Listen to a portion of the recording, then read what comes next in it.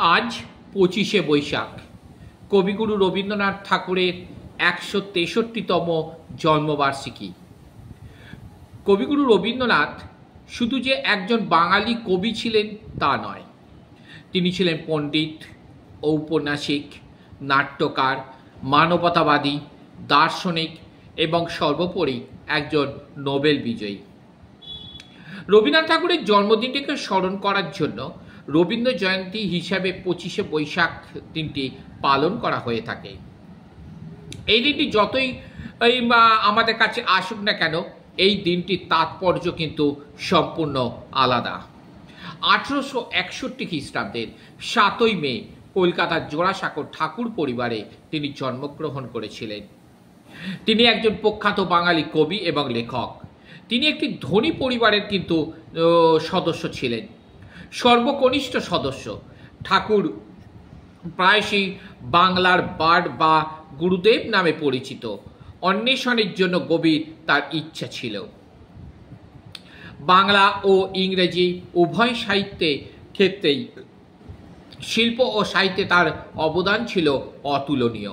1913 সালে তিনি তার কবিতা সংকলন গীতাঞ্জলি এর জন্য নোবেল পুরস্কার তিনি পেয়েছিলেন।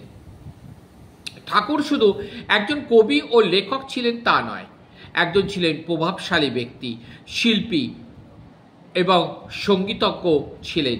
তিনি প্রায় 2230টি গান রচনা করেছিলেন, 3000টি চিত্রকর্ম এঁকেছেন, এমনকি ভারতের জনগণ মন, বাংলাদেশ এবং শ্রীলঙ্কার জাতীয় সঙ্গীত তিনি লিখেছেন। উপরন্তু তিনি বিশ্বভারতী বিশ্ববিদ্যালয় প্রতিষ্ঠা করেছেন, যা পূর্বে শান্তিনিকেতন নামে পরিচিত ছিল। রবীন্দ্রনাথ ঠাকুর ইংরাজি ক্যালেন্ডার অনুসারে কলকাতায় 1861 খ্রিস্টাব্দের 7ই মে জন্মগ্রহণ করেছিলেন। বাবা ছিলেন দেবেন্দ্রনাথ ঠাকুর এবং মাতা ছিলেন সারদা দেবী বাসের ঘরে তিনি জন্মগ্রহণ করেছিলেন। তিনি তার ক্যালেন্ডারে অর্থাৎ বাংলার যুগের 1422 সালের বৈশাখ মাসের 25 তারিখে তিনি জন্মগ্রহণ করেন।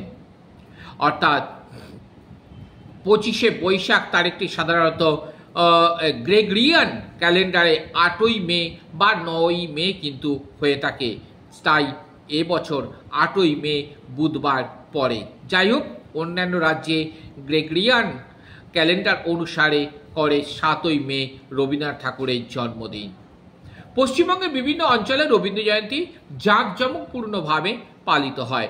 স্কুল, বিদ্যালয়, এমনকি স্থানীয় কিছু সম্প্রদায়গুলিতেও ঠাকুরের কাজগুলি প্রদর্শন, এমনকি সাংস্কৃতিক অনুষ্ঠানও হয়ে থাকে এবং সকালে কবির প্রভাত ফেরিও বের হয় এবং নাচ, নাটক, গান, আবৃত্তি, এমনকি নৃত্য হয়ে থাকে। এমনকি বিশ্বভারতী বিশ্ববিদ্যালয়ের বিদেশি শিক্ষার্থীরাও এই দিনটি উদযাপন করে থাকেন। রবীন্দ্রনাথের জন্মস্থান জোড়াসাঁকো ঠাকুর বাড়িতেও বিশেষ অনুষ্ঠানের আয়োজন করা হয়ে থাকে।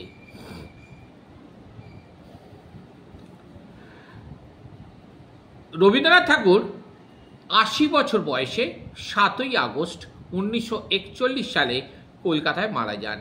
তার অনিচ্ছা সত্ত্বেও ডাক্তার জ্যোতিপ্রকাশ সরকার এবং ডাক্তার বিধানচন্দ্র রায় অস্ত্রোপচারের সুপারিশ করেছিলেন, যেটি 30শে জুলাই 1941 সালে হয়েছিল।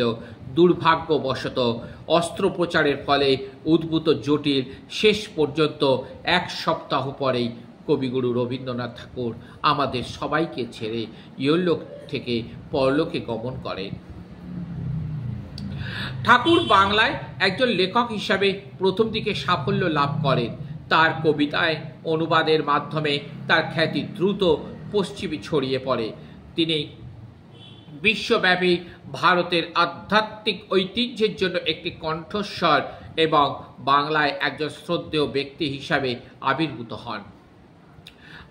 প্রাথমিকভাবে তিনি একজন কবি হিসাবে তার যে সমস্ত কবিতাগুলো আমরা পেয়ে থাকি, যেমন 1890 খ্রিস্টাব্দে তিনি মানসী, 1894 খ্রিস্টাব্দে সোনার তরী, 1910 গীতাঞ্জলি, 1914 খ্রিস্টাব্দে গীতিমাল্য, বলাকা 1916 খ্রিস্টাব্দে তার কবিতা ইংরেজি রেন্ডারিং, যার মধ্যে রয়েছে দ্য গার্ডেনার 1913, এছাড়া লেখা আছে ফ্রুট গ্যাদারিং 1916 এবং দ্য রিফিউজিটিভ 1921, এবং তাদের মধ্যে গীতাঞ্জলি এবং সং অফারিংস 1912 সর্বাধিক প্রশংসিত, ছাড়াও অনেক তিনি কবিতা তিনি লিখে গেছেন।